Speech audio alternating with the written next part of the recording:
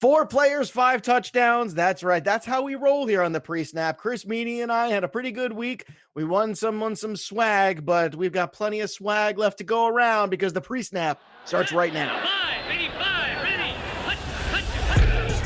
You're listening to the PreSnap podcast, brought to you by LineStar, the top-rated DFS tool set and #1 companion for DraftKings, FanDuel, and Yahoo Daily Fantasy. Go LineStar Premium now at LineStarApp.com. Now, here are your hosts, fantasy football experts Joe Pisapia and Chris Meaney. Hey, yo, what's up, everybody? It's me, Joey P, Joe Pisapia, and welcome to the pre-snap right here on the LineStar app. It's me, and it's Chris Meaney and the LineStar app. We are the quintessential DFS tools website. Make sure you're going over and checking us out on Twitter at LineStar App, and make sure you're downloading that LineStar app and utilizing all the tools there for your DFS and wagering needs. It was a fun week in the NFL. We have 2 undefeated teams still. We have some other teams that are fighting for the bottom. It's kind of the story of the haves and have-nots this year, Chris. Doesn't it feel that way?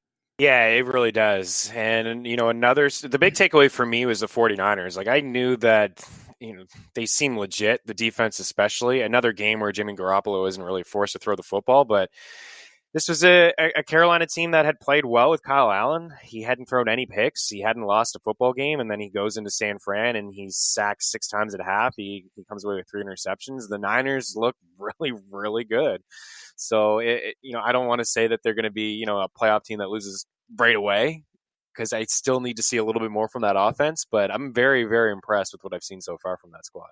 Yeah, what's supposed to be a league of parity has not really looked like it this year. I feel like there's not a lot of parity in NFL right now, and I don't know if they're happy or unhappy about it, but there were certainly a lot of great performances to get to, and we're going to break down all of those and a little look ahead to Monday, Thursday. We also had a couple trades, but really one offensive one that really matters. Kenyon Drake, again, I say it matters, but I don't know how much it really matters. Chase Edmonds banged up, David Johnson hurt. Apparently Zach Zenner and Alfred Morris weren't enough. No. The Cardinals had to add another running back, and it's Kenyon Drake now who's going to be thrown to the Wolves. I mean, the 49ers on Thursday night. So, hooray. So you got that happening. How do you feel about that there, Chris? Yeah, I guess the biggest takeaway is David Johnson's probably significantly hurt here, with that move. And obviously Chase Edmonds is hurt as well. He's not going to be able to go on the short week. It sounds like they're going to run Kenyon Drake probably into the ground, on Thursday, but it's a tough matchup. He's got San Fran, Tampa, San Fran. I mean, that's as tough as it gets. And the Bucs have the best run defense in football, and San Fran, like I just said off the top of the show, pretty legit. So, don't feel great about Kenyon Drake, but opportunity is going to be there. And on the other side, I guess we'll see Mark Walton tonight with maybe a full workload in Miami, but also, nothing really to get overly excited about. But I guess that's a big takeaway for me is wow, David Johnson, because they brought in Alfred Morris and then they brought in Zach Zenner. And they really just kind of brought those guys in to practice, to give Chase Edmonds a little bit of a break through practice, and then he suffers the injury. So there's a lot of moving parts, interesting parts here. I wonder if David Johnson is even a member of Arizona next year. It's something to talk about. Yeah, I'm thinking not. I feel like they're moving away from that. It seems to be the trend at the very least. And you know what? That might not be wrong. At this point, maybe it's better that Kingsbury continue to make this team his own image. They're playing better. They have the right quarterback. David Johnson's got some miles and some injuries on him. So maybe, just maybe at this point, they're kind of, I don't know. David Johnson has a lot of talent, but at the end of the day, he hasn't been on the field that much. And when he has been on the field the last couple of years, it hasn't necessarily been exciting. No. So, and look, there's nowhere better to start than that Saints game with the Cardinals. So let's transition right into that and talk about some of the stars there. Latavius Murray, who is my pick at running back this week, found the end zone twice. So very nice for him. And look, we said whether Kamara plays, doesn't matter. Yeah. Latavius Murray is going to do well. And then when Breeze was active in this game, oh my goodness, I was so excited. I was on the DFS Today show on Sunday. I host that over on the Fantasy Network and Sports Grid. And let me tell you, man, I was so excited that I got Drew Brees off an injury at home real late in the game against the Cardinals with low ownership. I mean, it was like a perfect storm of things, and anybody who didn't buy into it was just nuts. You got to buy into Brees at home. If he's playing before the bye, he's good enough to play. Yeah, and he showed it. He showed it.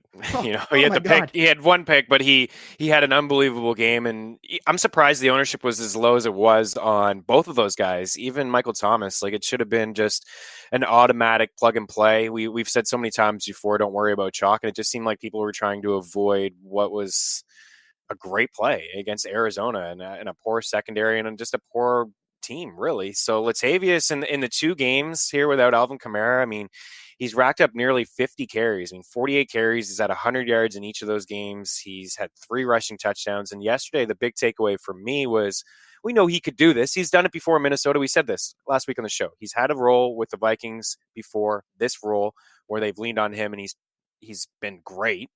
And then even a couple of years ago in Oakland, he had one really solid season.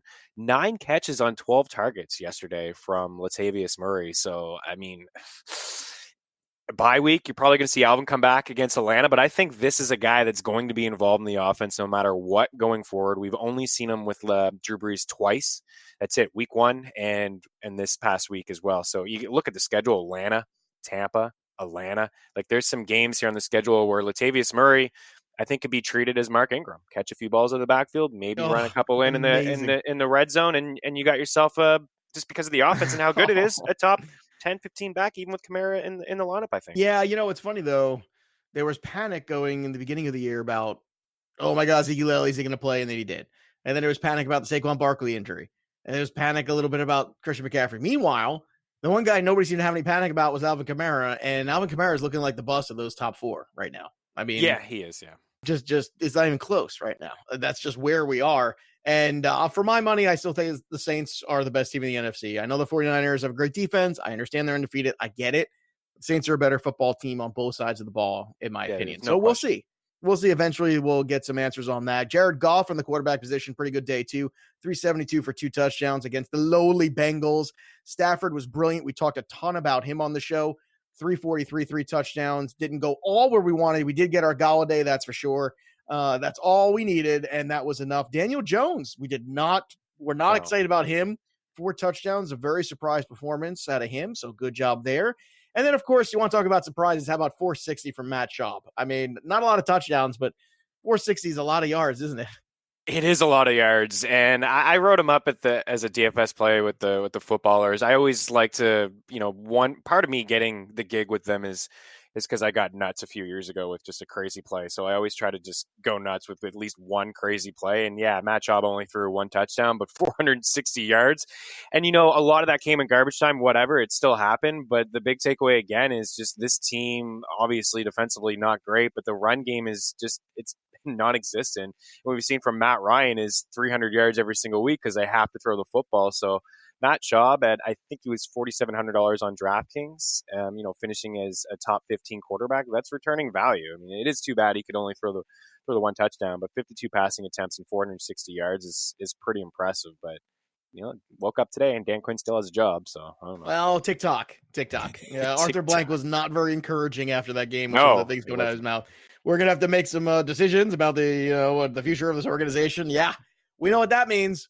I think we all know what that means. And you know what? They couldn't get Tevin Coleman working last year at all when given an opportunity when Freeman was sidelined. And look at Tevin Coleman this year. I know things it's different. Maybe the line you can say is better in San Fran, but I know he only touched the ball 13 times, but found the end zone 4 times yesterday and has been pretty good since he's returned from an injury. And this was somebody that I wanted nothing to do with as a member of the Falcons last year. He just didn't look good. Well, I wanted nothing to do with David Montgomery anymore. And I was the biggest David Montgomery mark that there is. And I was just done. I was over it. And when you know it, 27 attempts for 135, and a touchdown. So is that like more carries than he's had all year? Because it feels like it. If it's not, it's a third. It's basically a third. No, 98. Yeah. I think he has now. Yeah. 27. Now heading into this game, it was like half. But anyway, great game for Montgomery. Yeah. Chubb had what could have been a good game, but a little case of the fumble wumbles, not very good. The running back position was about 2 guys. It was about Murray and it was about Tevin Coleman, who had 4 touchdowns on the day, 11 for 105 on the ground, 3 of those touchdowns rushing. It was just a fantastic day for him. Chris Carson continues to be one of the highest floor players you could possibly have at running back. Great value. You're getting like 90 yards in a touchdown. You got to love that value. Fournette, good again. but we're still waiting for more big Leonard Fournette days. Like I want the big, like 3 touchdown Leonard Fournette. Yeah, come on. Yeah. One. Yeah. Anyway, 163 rushing attempts does lead the league. Carson second. There is a safety there, like you said, but I mean, 1 touchdown. That's hard to do. I mean, to touch the ball, he's got 35 catches. He's got nearly 200 touches and 1 touchdown. And you know what? The Jags are winning games. Like they're 500. So that's tough to do. Yeah, it's absolutely. It wasn't a huge rushing day. I mean, McCaffrey had his McCaffrey-esque kind of game, despite the tough matchup, because getting blown their doors off there in Carolina. In San Francisco of Carolina. But man, like, it was not a huge day for the running back position. We had Murray. You had, you had Montgomery, who nobody had because Montgomery was left for dead, and he should have been. Yeah. This is what you should get out of Montgomery every game, but you're not going to. So I don't know if I'm ready to buy back into it. We'll talk about our hot takes week 9 in a bit. But before we get to that, let's go to the wide receivers and let's talk about Cooper Kupp, who had himself a day. We kept saying you just got to keep running it out there. This is why. Yeah. This is why. I know the last couple of weeks have been brutal, and we took our lashings on it. We both did. We both love Coop in the last 2 games, and he sucked in both those games. He did not suck this week. 7 for 220 and a touchdown. My goodness, it was a nice day for Cooper Kupp. Yeah, he won us all the money that we lost over the past couple of weeks on that. I mean, 220 yards, 7 catches at a touchdown. And Sean McVay was on the Bengals podcast this week. Obviously, there's a little bit of a connection between him and the head coach in Cincinnati, Zach Taylor. And he was just talking really about 11 personnel and just having to put a guy like Cooper Kupp on the field as much as possible and to get him the ball as much as possible because he is a weapon. And 220 yards, and now he's gotten 5 games so far this year, 5 with at least 100 yards, 5 of the 8, and going into the bye week. And then out of the bye, decent matchups coming up as well. He's got to face Arizona twice. He hasn't even faced the Cardinals yet, so he gets to face Arizona a couple more times. He probably get 100 yards in each of those games as well. Yeah, Cooper Kupp he's a beast. Continue to go back to him. And recency bias is such a thing in DFS. So yeah, all the Cooper Kupp monies yesterday. 100%. And he's always been a good value. He's not quite in the Michael Thomas tier pricing. He's always kind of a notch below that, and he's usually worth that notch. In the last couple of weeks, he wasn't, but he reminded you why he is. Mike Evans also reminds you 11 for 198, 2 touchdowns. I had a fair amount of Mike Evans shares yesterday. It was a good day. I had Evans, Thomas, Drew Brees in a bunch of lineups. That was the way to go. That makes Joe a happy boy. I did not have any Aaron Jones, though, but obviously you show down slate. I don't really do that. But a great game for him. 7 for 159 receiving, 2 touchdowns there through the air. Julio had a big day, 2 for 152. And, of course, Kenny Golladay, who is Chris's pick, had 2 touchdowns, 6 for 123. Great bounce-back game for Golladay after a huge Marvin Jones game. So, Kenny G back on track, right? Well, yeah, I would like to think so. I mean, the week before was just the 1 catch and 2 targets, but he has been pretty consistent so far this season. He's got 6 touchdowns, 3 100-yard games, and really, I mean, you saw the run game from Detroit yesterday, or quote unquote run game. It really wasn't there, and with no carry on going forward, it's just I think Matthew Stafford's offense. He's going to drop back and throw the ball plenty, and I think he's a quarterback that I want to get involved with a lot going down the stretch and moving forward, especially if the reports are true that Detroit is going to trade a guy like Darius Slay and the defense is going to allow some on the other end. We saw the Giants score 26. You mentioned Daniel Jones, QB1 for the week. You look forward at some games here where some teams are probably going to be able to put some points against them. Minnesota, Dallas, they'll probably be chucking. So I like Kenny Golladay, and it was we were right to go away from Jones. I did say Jones would be a decent play. He really wasn't. But going forward, I like both of these guys. I don't think it's crazy to do mega stacks with 2 of them and Stafford, or just choose one and in different contests. I think they'll both be pretty solid going forward. Yeah. Look, I mean, Watson was good, but, certainly, more on the ground than through the passing game there for him. So that didn't quite work out. The Kenny Stills shares, which we were kind of warning against, like, look, it's going to be very chalky. It's going to be highly owned, and it was. But we were kind of inching away from that a bit. We were saying, hey, you might want to change up with QT. I didn't think it was going to be Fells. That's what ended up being. Hopkins was still good. So my guy was Hopkins. He didn't get in the end zone, unfortunately, but 11 for 109, still a very good day, especially in the full PPR. But really, there were some disappointing things there. I think Kenny Stills was a disappointment we kind of pointed to. Todd Gurley was one we kind of alluded to. Were there any other disappointments that were out there that either took you by surprise or that you were shocked by? Well, not a huge disappointment or a huge shock, but Kiki Kuti played 0 snaps yesterday in that game. And, I haven't heard why. Never, saw any injuries, but, Hopkins 71, still 71, Carter 41, Fells, who you mentioned, 62.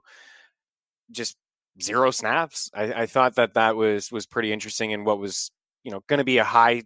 It was kind of a high scoring game. It didn't reach the total, but I would say from that standpoint, pretty disappointing as well. And I guess the Jets, really, like, I don't expect much from Sam Darnold and Robbie Anderson, but I expect a whole lot more from Lev Bell. And, you go and sign this guy, whether you wanted to pay all that money or not, Adam Gase, take the ball out of your quarterback's hand, who has now thrown 7 interceptions in the last 2 games. They have ghosts flying over the stadium. Like, this guy is completely rattled, and Lev Bell gets 9 carries. It's unacceptable. There's no reason for Lev Bell to get 9 carries. You want to make things easier on your quarterback. Why don't you hand it off to Le'Veon Bell? So 9 carries for me, and only 21's the most he's had. He's only hit the 20 mark once so far this season. It's disappointing. And going forward, you expect, like, Miami, Giants, Washington, Oakland, Cincy, Miami. It doesn't get any easier than that on the schedule for the Jets. So I wonder if Lev Bell is going to come down in terms of pricing for DFS, and if we even bother going that way, because Adam Gase right now,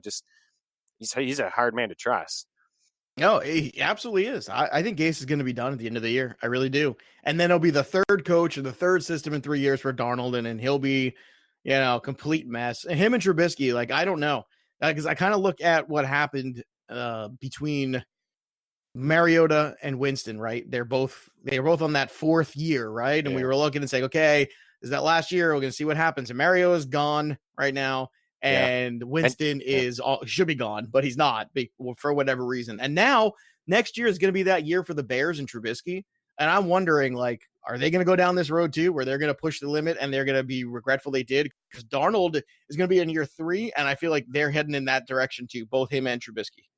Yeah, you're right. Trubisky needs to go. It's now 1-9, the Bears' record when Trubisky throws the ball at least 35 times. I know they went to the run yesterday, and Matt Nagy this time last week said I'm not an idiot. I know we need to run the football. It's debatable, but Trubisky's not the answer, and Nagy wasn't there when they got him. And I mean, if you asked him off the record if Trubisky was the answer, he would definitely tell you that he's not. So Trubisky, Winston, Mariota, these are quarterbacks that I think will be on new teams next year, and maybe Cam Newton. You would ask me last week, Cam Newton, maybe potentially, with Kyle Allen losing, maybe Newton close, he'll come back and he'll be something for that team. But they were pretty fine without Cam Newton as well. So I think there'll be a lot of shuffling. Bridgewater's another guy who could be on another team. Ryan Tannehill's done a good job in 2 games with Tennessee. They're 2-0, and he has 5 touchdowns in 2 games.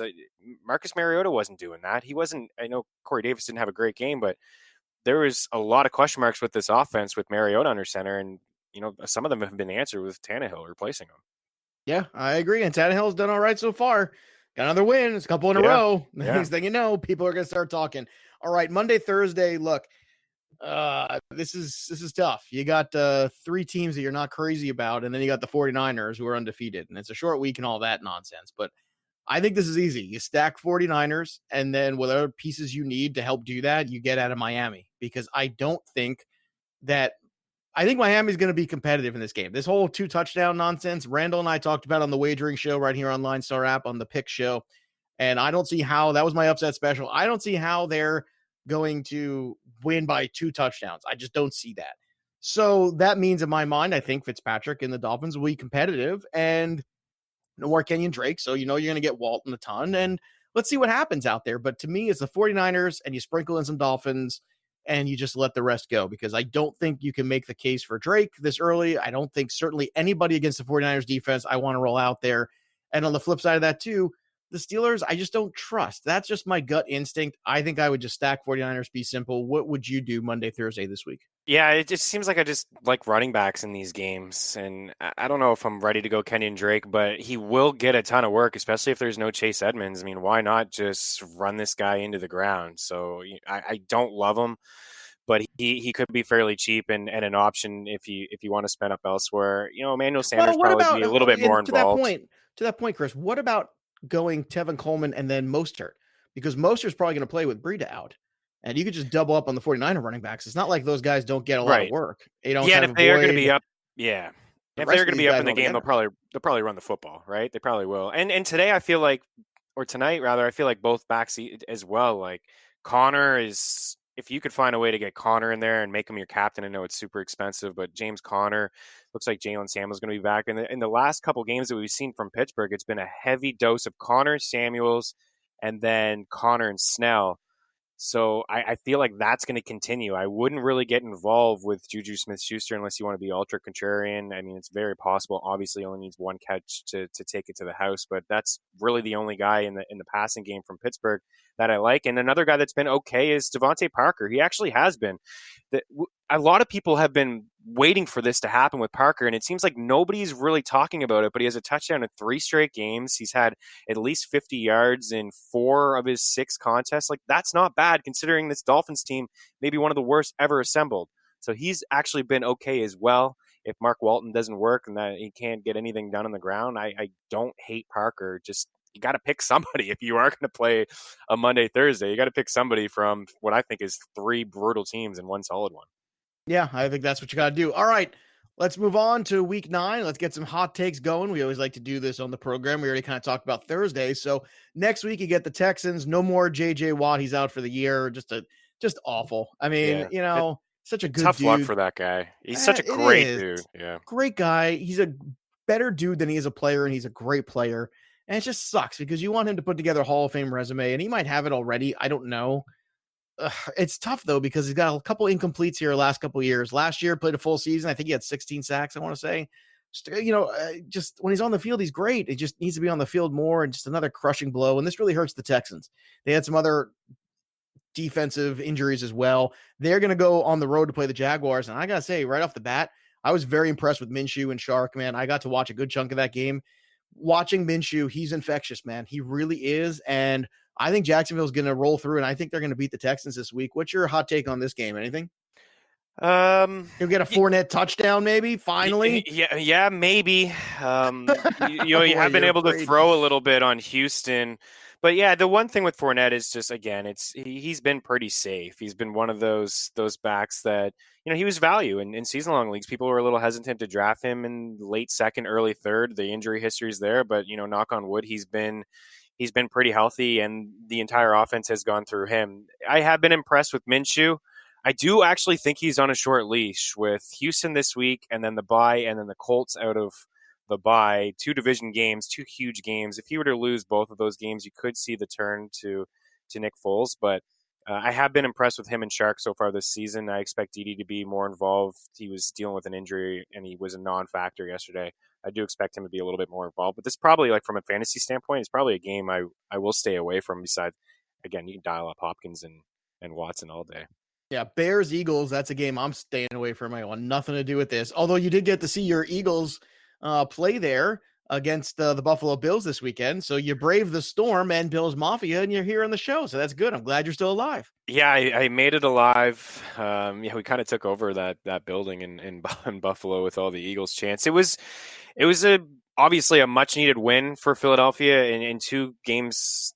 There's twice I can think of with the Eagles when everyone kind of counted them out. Once going into Lambeau on Thursday Night Football, winning that game on the road, and then this one, a Buffalo team that's been really good so far this season, and they haven't given up a lot, especially on the ground, and they really had their way with Jordan Howard and with Miles Sanders. So, I mean, it is a little bit better. I don't like David Montgomery against, if you're counting on another performance from Montgomery like that, I know the schedule gets a little bit easier after this week, but again, the Eagles' run defense has been pretty solid, and you're not going to want to play Mitch Trubisky even against the Eagles secondary. So that's a tough one. But Sanders is starting to trend up. I know he's not getting those carries. He only had 3, I believe, and it was all Howard. But this is somebody now who has more catches of 25 yards or more than Julio Jones, Odell Beckham Jr., Larry Fitzgerald, Adam Thielen, Michael Thomas, Juju Smith-Schuster, DeAndre Hopkins. They're finding a way to get this guy involved. Everyone's wondering where Alshon Jeffrey and Zach Ertz is. Deshaun Jackson not there. Sanders is starting to find a way into this offense through the air. So I don't know if you could ever trust him going forward to play in your season-long formats, but in DFS, when you look at a game script, you got the Patriots coming up in a couple weeks. Pats are going to be able to score points, no question. Brady's going to have an awesome game. But that could be a Sanders game where he's on the field a little bit more, getting a few more targets. Yeah, I could see that. And, it's Miles Sanders left with an injury yesterday, but everything looks like it's trending in the right direction with that. So that's good. Colts, Steelers. This one doesn't really have my eyes. You got Jets, Dolphins. Ugh, I don't know. Sorry. Yeah. I don't want to buy in on the Jets here, even against the Dolphins. I don't like it. You got the Vikings, Chiefs. Now, this one I do like. Very excited about the potential of Kirk Cousins in this game against that Chiefs defense, who's not very good. Especially get Adam Thielen back. So Dalvin Cook, all of that spells trouble, I think, for the Chiefs. I think we can all agree on that. Chiefs running back situation is not good, Chris. It is not good. They need to run the football, and they can't. They just can't do it. No, they can't do it. And it looked like LeSean McCoy was their leaning. And this is how I thought it was going to play out, is kind of how it was going with LeSean McCoy. Let's lean on the run game a little bit. Maybe he can get 17 to 20 carries, and then he puts the ball on the ground, and then he takes a seat on the bench. And it looked like Damian Williams may have gotten cut because he wasn't even on the field hardly. He wasn't even touching the ball. And then Shady fumbles, and then it's Damian Williams. He comes in, gets a touchdown. I don't know if they're going to go back to Shady, and I don't know if it matters because they haven't been able to run the ball all year. So if you're playing Chiefs backs in season long and DFS, you're really rolling the dice. No, you're asking for trouble. Don't do it. No, Titans and Panthers. You expect, obviously, always McCaffrey in this one. I don't think Cam Newton will be ready to be back for this one, but Tannehill's played well. I don't think I'll like it on the road as much. This seems like a messy one for me, so give me McCaffrey, and the rest you can keep for the most part. Redskins at Bills. I would expect the Bills to get back on track here, but I don't want to overrate this one, too, because the Redskins have, been competitive. Is that a good way of putting it? They've been competitive a little bit since the coaching change. Yep. Maybe they did just need a little change of scenery there, but it's not a lot of upside right now with the Buffalo Bills. I know everybody likes Josh Allen from a fantasy perspective, but this past weekend was a little reminder of sometimes you got to temper those expectations. Bucks and Seahawks. Another fumble from that guy too. Yeah. Yeah. Russell Wilson against the Bucks defense, though, in Seattle. This one I can get behind. I don't usually like to pay up a quarterback, but when I do, I'm usually looking for the Tampa Bay Buccaneers. My problem is, it's like Carson and Wilson. Like, that's the better pairing because I feel like the rest of it's just kind of blah. I mean, I feel like I feel good about Wilson. I feel great about Carson. The wide receivers, even Lockett, I just kind of throw my hands up and I just don't know which way to go. So I just end up passing altogether. Yeah, I usually just, you hear that term naked Wilson, or naked a lot of naked Wilson. Oh, naked Wilson. I mean, just Russell Wilson and that's it. Tyler Lockett did have a good game, 100 receiving yards. And Metcalf is somebody that is trending up. He does lead the league in end zone targets. He found the end zone twice yesterday on only 3 catches, obviously unsustainable, but he's yet to have a game with over 5 catches. So it is, I feel you. It's tough to lock down one of these guys, but I think they'll both have good days. And this could be Carson will probably touch the ball again 20 times, but I don't know how efficient he'll be because this Tampa front seven, the run defense, has been pretty solid all year. I mean, 2 games against McCaffrey, they've been really good as well. So it could be just the Russell Wilson show. Yeah, you're right. They have been outstanding, number one against the rush in the league. And on top of that, too, this could be one of those games where Winston, he might throw for 3 picks, but he might throw for 3 touchdowns. You might get a lot of Godwin and Evans and a lot of forcing the ball downfield because they don't run the ball. And that Seahawks defense let the Falcons back in. They just gave up 460 to Matt Schaub. So let's not pretend like they can't give up a ton of yardage. I think Godwin and Evans will be highly owned next week, and they should be. Yeah. Lions at Raiders. Raiders are a little banged up. They finally get at home. But I don't think it's going to be a good homecoming for them because Stafford's played outstanding football. Yeah. Galladay's a matchup nightmare for that secondary. So I'm going right back to that Galladay Stafford. Well, especially with the running game in question, it just feels like you're just going to get a ton more Matthew Stafford. And I'm perfectly fine with that. I'm at peace with that, Chris. Yeah, me too. Absolutely. I love this guy going forward. If I were to re-rank and not even looking at matchups, I have looked. I know there's a couple tough ones. I think he's got the Vikings coming up. I would rank him as a borderline top 5 QB the rest of the way. There's going to be no run game. I don't trust anyone in Detroit. I don't trust Matt Patricia either. I don't trust any of these running backs. Trey Carson comes in. He's getting more carries and Ty Johnson playing more snaps. No thanks. I want anything to do with any of these running backs. Give me Stafford and his 2 wide receivers, and maybe we can see TJ Hawkinson be something here in the second half, but this is Stafford's team now, and you're looking at that total as one of the highest on the board, 52. So I think there'll be some points scored. Yeah, I'm with you, man. I'm with you on that one. Packers at Chargers. Now, I am the Chargers whisperer. I did get it right again on the wagering show that they would beat the Browns. So, obviously, beat the Bears. So, if you're listening to the wagering show, whatever I say about the Chargers, win or lose, just go with it. I know it seems weird sometimes. He's feeling it, folks. Hey, I picked them to lose against. Seriously, though, if you go back on this Chargers, you might have to go back. They lost to the Lions. I was on that, right? I was on that one. I picked that one correct. This past week, I was correct on that one. I got to go back and look at the rest of them here and bring it up while we're doing this in the meantime. But it's crazy because they are an enigma. They're not good at home, which they have no home field advantage. So why would they?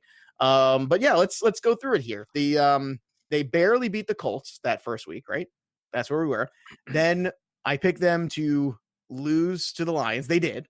I picked them to lose to the Texans. They did. Everybody picked them to beat the Dolphins, so we were right there. Then the Broncos beat the Chargers. I was right on that one. Then we went back to the Steelers beating the Chargers. I was right on that one. Tennessee. So I'm perfect here. The Titans last week beating the Chargers, right on that one. And then this week the Chargers beating the Bears. And Mike Randall gave me such crap. He's like, stop it. You're not going to pick them because the last couple of weeks I was right. They lost to the Broncos, Steelers, and Titans 3 in a row. And I went, nope, they're going to beat the Bears on the road this week. And they did. Unbelievable. And you're right. They did. And I was on them too, not to win straight up, but definitely the spread. I was shocked to see Chicago at 4.5 had opening up. I know that they're at home, but what had Vegas seen about the Bears? I don't know. Recently, it's that home field advantage stuff. It's perspective. The perspective of the Bears that they're still this juggernaut defensive team, and Akeem Nicks is out, and they have great players that everyone's not playing up to their abilities, and the scheme's not working for them, and the balance on offense is way out of whack. There's just a lot of problems right there for this Bears team. It was a disappointing team or outing really from a lot of the Chargers players though. Like Melvin Gordon, 8 for 31 again, very mediocre, finds the end zone, saves his day. Austin Eckler, 3 carries for 3 yards, only 2 catches, finds the end zone with a receiving touchdown, saves his day. But very, very disappointing. Hunter Henry only had the 4 for 47. Mike Williams leads the way with 69 yards. Keenan Allen was the big question mark heading into the game. 10 targets, 7 for 53. Not awful, not great. Apologizes to everybody on Twitter today for ruining a fantasy day potentially. But this is still a team that, and they don't look great, but maybe it's a start of something to come. I would just like to see them honestly hand the ball off to Melvin Gordon 20 plus times a game. And I don't know. I wonder if Gordon's I wonder if Gordon's still a Charger by the end of tomorrow. I wonder. Yeah, it's great question to ask. They might just be better off just moving on and then just going back to Eckler and figuring out. Browns at Broncos next week, so we'll see if the Browns can start. Browns have a better schedule. They got the Bengals twice. They've got the Dolphins. They got the Steelers twice. They got some winnable games here. I think this game against the Broncos is winnable too. So we'll see if they can drag that out. It's possible. Flacco. Anything's possible. I don't know. Just saw recently here, Joe Flacco neck ruled out for that game, and Brandon Allen will start for Denver. Wow. So that's a game that if you're listening right now and you can find it on your book before it gets locked, Cleveland or Denver 1.5. Not that I feel great with Joe Flacco under center, but I think I like him a little bit more than Brandon Allen. So I think we could all agree on that. Yeah, I think you can maybe jump on board right now before it just completely comes off whatever book you use. Let's just maybe take Cleveland on the money line or take their spread. Like I said, 1.5 for Denver. Cleveland road dogs heading into Denver. They may be able to get that done. I liked Flacco's comments, yesterday about the offense being too conservative. This is a 2-6 football team. Why are we playing like that? We should be, being more aggressive. I don't know if that has anything to do with him not playing, but they are saying a neck injury. But yeah, this Denver team they're not great. Yeah, that's certainly the understatement. And look, Cleveland will start turning things around. I really like Nick Chubb in that game against the Broncos.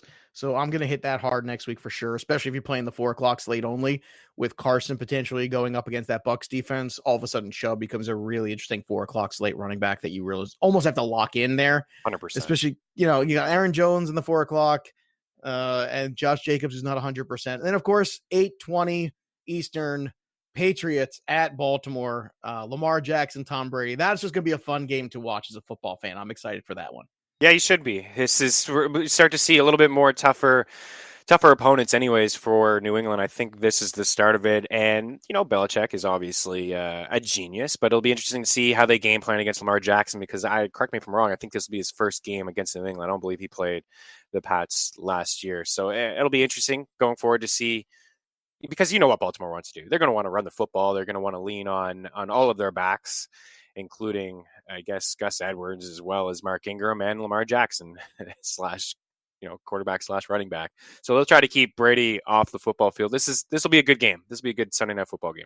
Yep. And then Monday night, Cowboys Giants. So we'll see which Cowboys team shows up. It'll be fun. But clearly week 8 now, basically in the books. We got Monday Night Football, but we're already looking ahead to week 9, and we'll be back here Thursday breaking down the DFS slate for you as always. And then Friday, Mike Randall and I will be back here on the pre-snap. And if you enjoy the show, make sure you are giving us a 5-star review and subscribing. We see those download numbers. Keep it up. You're doing great. We're very thankful to have you listening to the program. And we're just having fun doing this, and I hope you're having fun listening. So you can follow us on the Twitter machine in the meantime, at Joe Pisapia 17, at Chris Meaney, at LineStar App, and at LineStar NFL. That'll do it for me and Chris.